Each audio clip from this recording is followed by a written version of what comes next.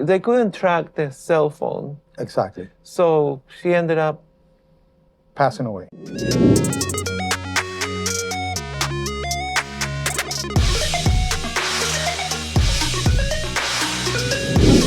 Hi everyone, and welcome back to another episode of Gustavo's World. And today we're gonna have a really interesting episode because I would like to show you from beginning to end how does a 911 call gets processed. And here we are with Mr. Lázaro Guerra, and he's gonna explain to us all these things.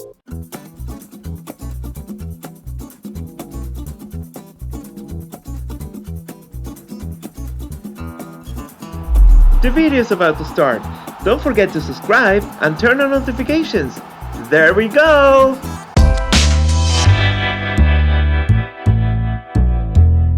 Good morning. Well, good morning, everyone. Good morning, Gustavo. We're here in the Miami Beach 911 Center. Yes. Right now, we're in the area where the calls get processed. Yes. Madeline and Maria, both are 911 operators for the city of Miami Beach. Right. And pretty much this is where, for the most part, when a citizen calls 911, for whatever reason there is, they receive the calls.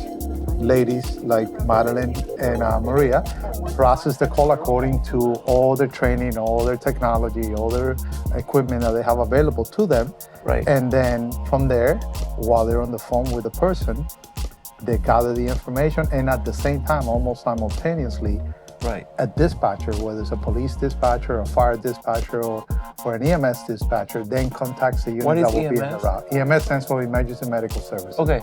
Pretty much, they contact the personnel, and the personnel that's responding to the emergency or to the call is happening while they're still on the phone. So that's kind of very important for citizens to know that the fact that they're on the phone with somebody doesn't mean that the help is being delayed, because it's two different people working the call. So for example, X person calls and then they get in touch with Madeline. You know that we have here all these protocols, but I mean, these were just in case you have no power from the 80s, because they have it all in the computer. I'm showing you right now. But anyway, so she goes through this and then she assigns this to something else, right? To a dispatcher. To a dispatcher. There's two different roles. One is on the phone with the caller. The other person is on the radio with the units that are going. So it's two. So after her, it goes to two other people. And after her, correct, but it's almost at the same time. At the same time. So But pretty much, in a nutshell, the person calls, they verify the address, as you could tell through the technology. They have mappings and stuff like that to actually Which is very know it is. Yes. So not to know the exact location of the person. Once they know the address and a general notion of what type of emergency it is, for example, is it a fire, is it a car accident, is it an assault, is it a shooting, whatever it is, once they have that basic information, meaning the address and the notion of what it is, through the computer system that you've seen before, they ship that information to the person, to a dispatcher that now notifies the personnel, the police department, the fire department, that's going to be responding to the emergency while they're still on the phone and gathering additional information. So simply, they have gathered the address and the brief notion of what is happening. They send it to a dispatcher. Dispatcher at that time is contacting the units out there, police or fire units, while they're still gathering additional information. So pretty much it's both people working the same incident simultaneously. Though seems to be simplistic, it's very complex because it takes a lot of components to make that system work. But the bottom line, what citizens get the information that and they're aware of, that when they're on the phone, doesn't mean that the help is being delayed. And part of the training is letting them know that help is already on the way. When you call, right? Let's say it's somebody, you made me hear that sad call. I mean, about the lady that was drowning, and that was many years ago, and before all this technology happened. Yeah, so probably close to 20 years ago. Right, they couldn't track the cell phone. Exactly. So she ended up passing away. Yes. And it's not that you didn't do anything, it's just like there was no way to get to her. Like they didn't know. Like anything in life, there's always limitations. Yes, but today that will have not happened, right? Potentially not. Right. Because today we have not only technology that did not exist back then, Right. but also personnel are trained in a different way. So all those factors on top of each other is what increases the probability of people surviving catastrophic events like in that one. Right. So the person is calling 911 right now. It doesn't mean that the help is going to arrive in the next 2 minutes, right? Well, that's a factor that it depends. It depends on many different dynamics that is happening. You know, how much personnel is out there available, how close are they, and you know, we're talking about Miami Beach. The citizens of Miami Beach are able to enjoy a city that is very well staffed, that all the fire and police resources are very well spread throughout the city, where that reduces or increases the probability of a fast response. Right. Not compared to that to somewhere else in the country. If you live in a rural area where the next fire station, the next police unit is 10 miles away from where you are, by default, even if they get notified without delay, there's going to be a time that's going to transpire between that unit gets notified and they arrive at the scene. Just geographically, there's going to be a distance that they have to travel. So, for example, here in this island that we live in, so let's say that a grandmother is having a heart attack and somebody's calling, oh my God, you know, she's dying. So how long more or less is going to get the call? Well, I mean, the person walking into the door. Once again, I don't want to create unrealistic expectations because it changes from place to place. But in a good situation. In a good situation, let's say they were not busy. Let me put it in this way. We have standards that we follow and that we continuously check. The whole process that we said, from the time that the phone answers to where they verify the address, they get a notion of what is happening, and they ship that information to a dispatcher. They do it well over 90% of the times within 90 seconds. So now you take 90 seconds. So now it takes 90 seconds from the time that the phone gets answered to the time a unit gets notified. But what I'm saying is, like, when the person, they're like, knock, knock, we're here, the paramedics. Yeah. It's usually, and I want to emphasize within 5 minutes you have somebody there. It depends on the gravity of the situation. But once again, many factors get to influence that. And I'll give you one example. And we have no control. No one has control over that. If at the same time that a call came in, 2 minutes before that, we had a big fire in the area, those units by default in all that area are going to be committed to that. So it takes a few minutes for them to backfill all those fire stations with other personnel coming from other jurisdictions or from other stations. So if unfortunately that type of incident happens to take place while that is happening, though it's unlikely and not very frequent, but it happens, that factor is going to influence the response time. As compared to, then I'll give you another factor. If a unit is coming back from another call, they're in service, but they're coming back to the station, and they happen to be traveling 2 blocks away from when that call comes in, that response time is going to be well less than 5 minutes. Overall, I could, with complete confidence, I could assure you that in the city of Miami Beach, perhaps has one of the best responses time in the whole nation. And by default, I know now that, you know, bragging, perhaps the whole world.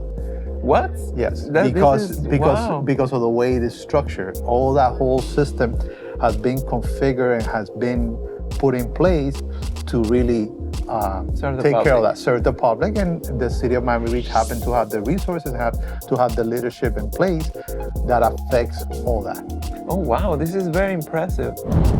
So have you ever had like an event where we have so many phone calls, like this is ringing off the hook? I mean, for example, for which dates? It's not so much about dates, it's about what could happen. One example, what I'm going to say right now, it actually applies to any 911 center worldwide. For example, something that happens very frequently. If you have a major accident out in the public, car accident, right? Yeah.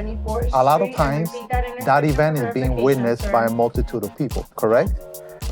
What happens a lot of times is that a good percentage of the people that witness the accident start calling 911.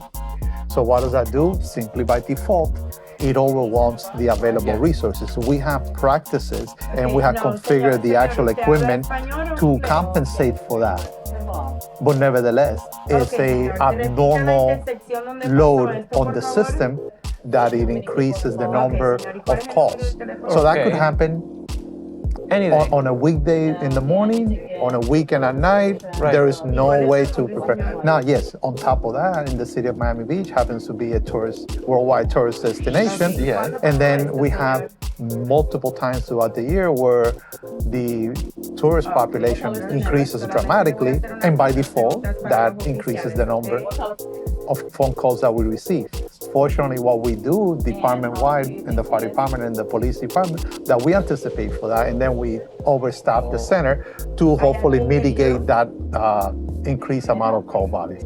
When do you have to staff the center with more people when you know you're gonna get a lot of calls? Oh, for example, during spring break, that lasts close to 2 months, during Memorial Day weekend, events Yes. like that the city leadership anticipates that there's going to be an increase of the public out there. By default, that means there's going to be additional resources needed to manage and to process all those needs. Cool.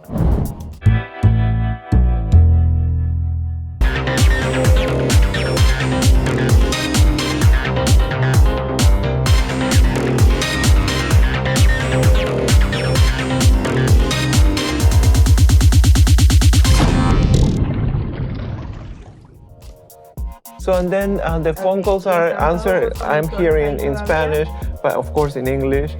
Do you have any other languages available with the operators? We have some additional language. Some of our personnel speak Portuguese. Oh, And but we also have a translation services oh, that by default, when we have so many tourists, we have no control of Yes. what tourists from what other languages are visiting. If they have an emergency, they need to call emergency service. Right. So by default, we have translation services that are used on a regular basis, on a daily Nice. basis. And then it unfortunately causes a delay because now it's not one of them directly understanding what is being said. They have Right. to transfer the call, get another operator on the line, identify which language it is, Right. and then finding a translator that now is able to, that person that's calling, talking to them. So that translator talks to the operator talks back to the translator, Yeah. translator back to the caller. So it's the most efficient way, but nevertheless, it's going to cause a delay.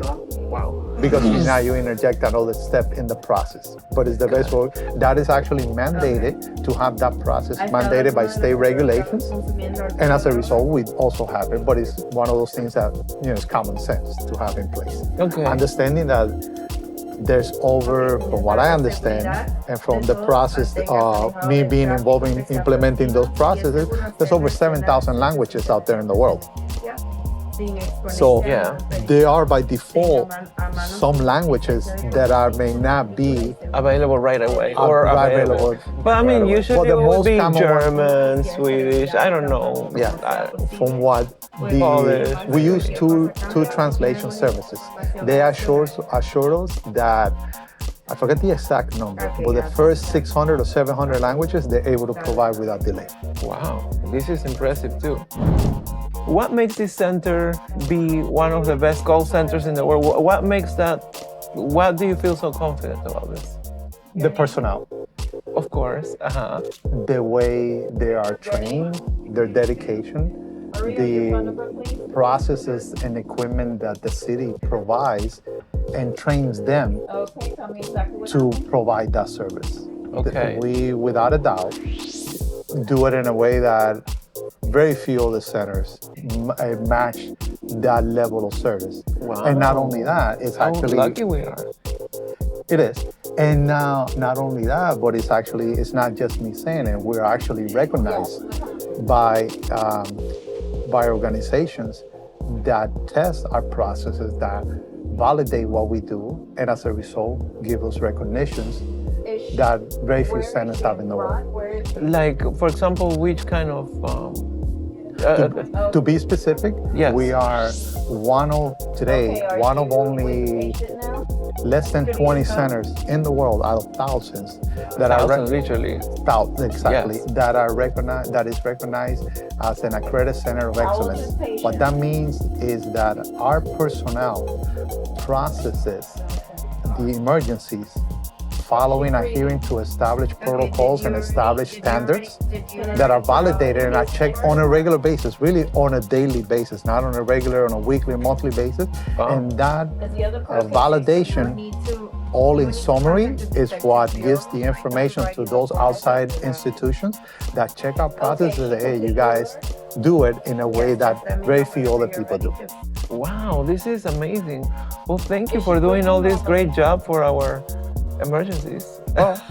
It really is a group effort. It's not something Right. one person or by that matter, one department doing it together. It starts all the way from the recognition and the support, all the way from the city commission to the city manager, to the chief of both departments, to the staff of both departments, and to the personnel that works. Right. Which would be a real emergency call? I'm sure you get phone calls that are not real emergencies. They're just to tell people, like, not to waste it. There's no doubt that we could make an argument to some calls are more significant or more impacting on the life of people than others. No doubt about that. For example, if you're not breathing, if you're drowning, if you're being assaulted, if you're being shot at, if you're inside a building fire, those everybody recognizes that those are paramount. Action needs to be taken right away to hopefully increase the chances of survival of those victims and to bring control to all that chaos. No doubt about it. However, for example, home violence, or I don't know, like, is that a 911 call too? Absolutely. Okay. Absolutely. But it's also so much, those are real emergencies, but that doesn't mean that those are not services because they're not true emergencies. That is not a service that the police department or the fire department also provides. Of course. You understand? One simple example in the fire department, in a person that falls off a bed, something that happens on a regular basis, and now the family that's with that person doesn't have the ability to bring them up to the bed. You could make the argument that that's not a true emergency. However, that's a need. That person shouldn't be left on the floor until God knows how. The fire department provides that service. They will send somebody out there to simply help that person. Though there's no injuries, though they have no injuries, they don't have anything medically wrong with them. However, there's a need.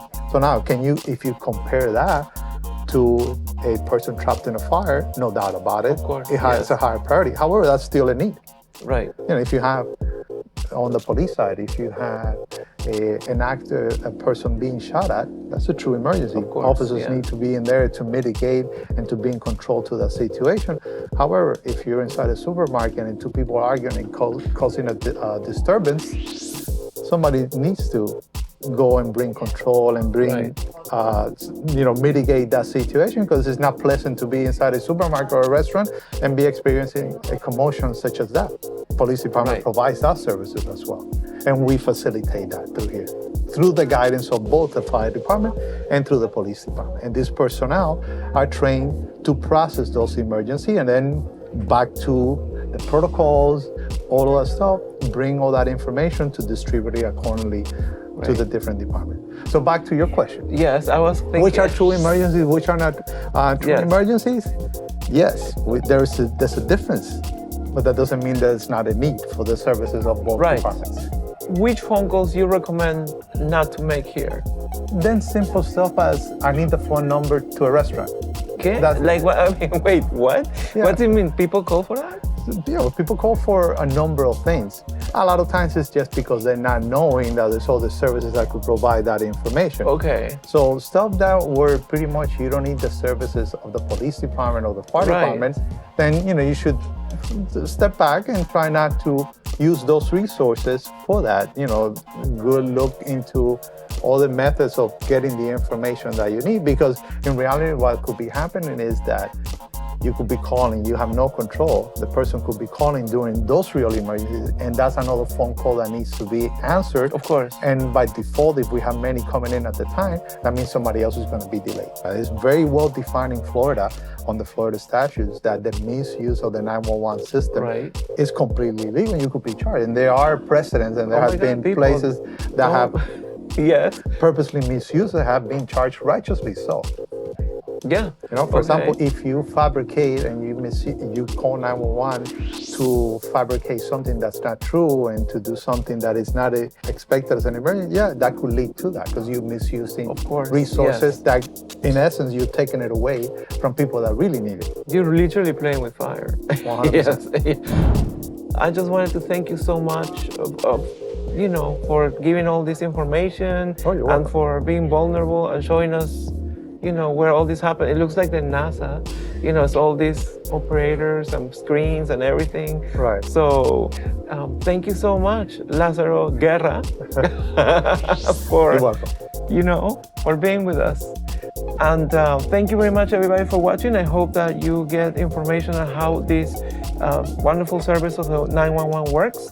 And don't abuse it. And just think really thoroughly before you call us. And what else? Don't forget to watch the next episode. Give it a like, comment, subscribe all you want, and see you in the next Gustavo's World.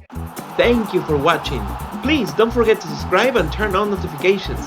That's clicking on the little bell. Comment all you want. If you enjoyed the video, please give it a like. Don't forget to subscribe to grow the community. And also, don't forget to follow our social media.